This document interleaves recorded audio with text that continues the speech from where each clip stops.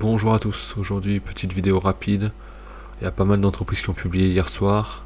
Pas mal d'entreprises que je suis en tout cas, donc je vais vous partager les résultats un petit peu. Donc Katana est publié la semaine dernière, mais bon, j'avais pas fait une vidéo spécialement. Une croissance de 38% du chiffre d'affaires, mieux qu'attendu. Parce qu'il y avait pas mal de retard au premier semestre pour ceux qui ont suivi Katana à cause des moteurs. Donc c'est vraiment pas mal. On s'attendait plutôt, les analystes s'attendaient plutôt à 195 millions. Là, 205 millions quand même. C'est 38%, c'est vraiment. Après une année à 46% l'année dernière. C'est très beau. Bon, l'euphorie post-Covid se calme. Et on pourra se poser et se concentrer sur les fondamentaux de l'entreprise. Après avoir doublé leur chiffre d'affaires en 2 ans et d'embaucher beaucoup de monde, les former rapidement, c'était compliqué. Donc là, ils vont pouvoir se poser, bien organiser l'entreprise comme il faut. Ils visent 10% de croissance pour le prochain exercice. Comme ça leur permet aussi de garder un bon carnet de commandes de plus d'1 an. Il y a une nouvelle gamme de catamarans sans voile, donc un moteur, seulement un moteur. La production se fera dans l'usine qu'ils vont construire au Portugal, usine qui sera faite par Composite Solutions qu'ils ont racheté il n'y a pas longtemps. Racheté à 50% par la famille et à 50% par le groupe Katana. Donc ça fait des relais de croissance possibles. Mais après le segment bateau à moteur c'est quand même bien différent du segment à voile, donc à voir. Roche-Beaubois. Les 9 premiers mois, ils sont à plus 4,5% de croissance, 5,3% en change constant, mais au T3, il y a une baisse de 2,2% tout de même. Et moins de 10% par rapport au S1 2023. Il y a un gros ralentissement. Mais ça, on a pu le voir déjà avec le luxe, avec LVMH, même L'Oréal qui est publié hier.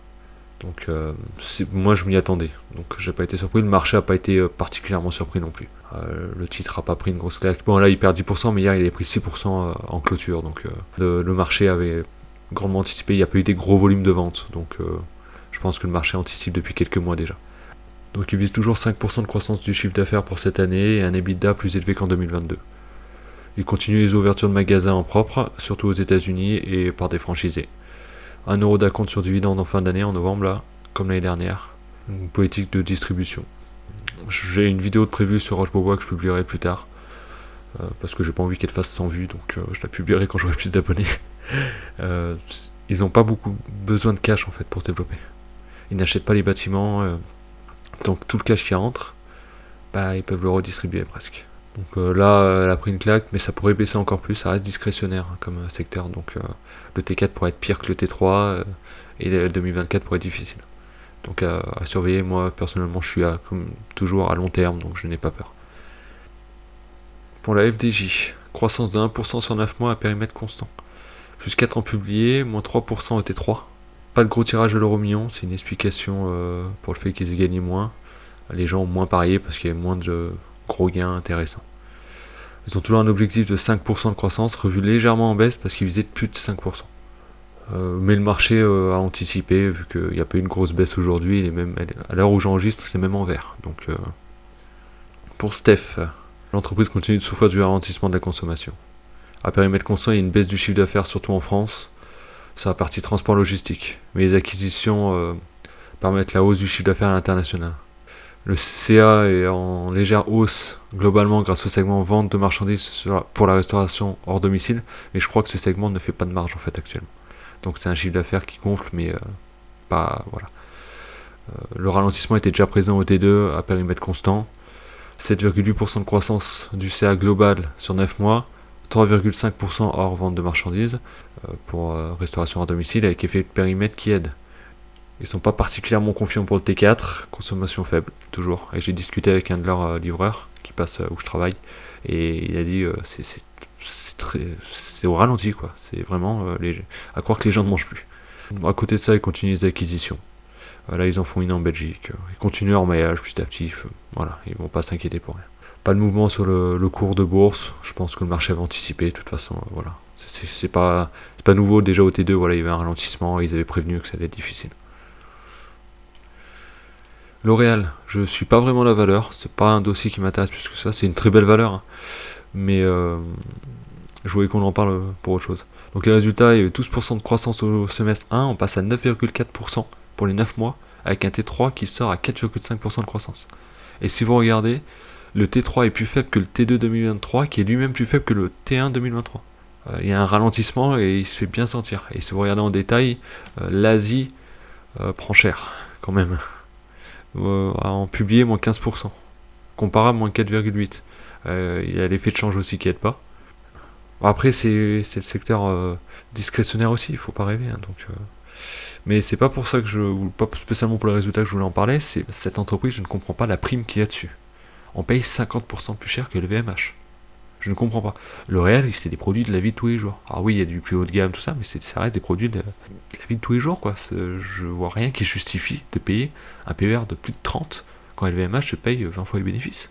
Alors je comprends ce RMS, même si 45 fois les bénéfices pour l'entreprise qui est quand même si c'est l'ultra luxe, exposé à 40% à la Chine, ça me paraît beaucoup. D'ailleurs, j'ai pas de Hermès en portefeuille. Ferrari, je peux comprendre aussi, ils peuvent se permettre de choisir leurs clients et tout. Mais L'Oréal, je comprends pas.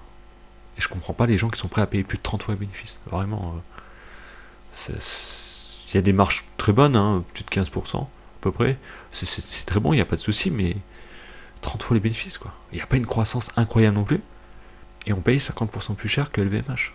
Je sais pas.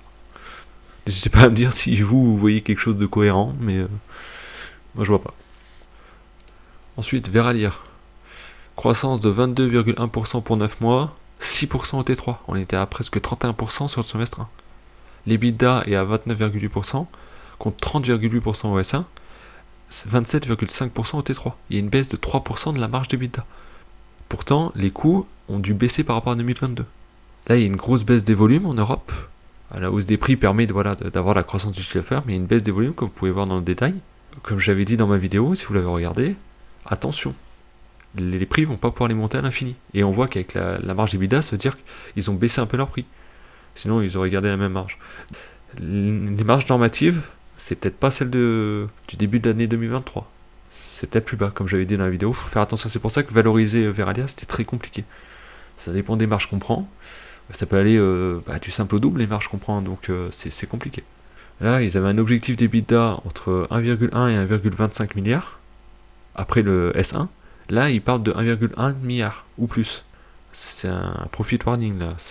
Et c'est pour ça que, alors que le marché à l'ouverture, il a perdu 15%. Là, on est à moins 4.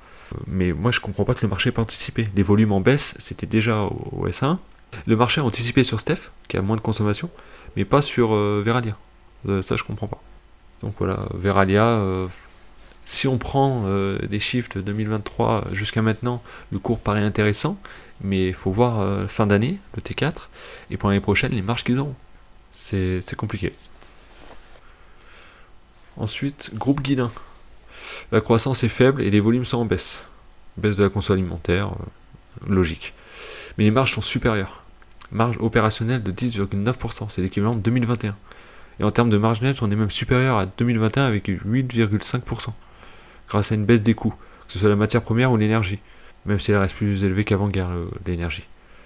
Paul d'Invest Academy avait donc vu juste dans sa vidéo de présentation par rapport au coût de l'énergie et au coût des matières premières, sur la marge opérationnelle. Donc chapeau à lui. Hein. Même le marché n'avait pas anticipé de si bons résultats. D'ailleurs, elle remonte bien là. Elle prend 4% aujourd'hui. Par contre, à surveiller, c'est le coût du fret maritime qui a fortement baissé et permet à la concurrence chinoise, asiatique, mais bon, chinoise, d'entrer sur le marché européen. Le problème, c'est que Guilin ne publie pas sa part de marché. Donc ça va être difficile de voir s'il perd des parts de marché, il va falloir suivre les volumes. Pour conclure, je dirais que c'est marrant de voir que le marché anticipe bien les résultats pour certaines valeurs, comme Steph. Guilin, même, il a sous-estimé les résultats. Par contre, à côté de ça, vous avez des entreprises où LVMH, c'était pas anticipé. L'Oréal, le marché, là il sait pas trop, mais Verallia, elle prend une claque. Bon, c'est bien remonté, mais elle a pris une claque quand même. C'est pas anticipé par le marché, alors que voilà, on anticipe sur certaines valeurs et pas d'autres. C'est pour ça que l'efficience des marchés, voilà, après je suis pas un expert, je suis pas un génie, ni de la macro, ni de la micro des entreprises, mais je trouve ça surprenant, quoi. Le marché, voilà, il a des valeurs qu'il aime bien, il veut pas voir la macro, il y a d'autres valeurs et il la voit. Donc, c'est comme ça. C'est le jeu. Donc voilà, c'est une petite vidéo rapide avec une vignette, une miniature bien putaclic. Mais bon, c'est le jeu de YouTube. Allez, à la prochaine.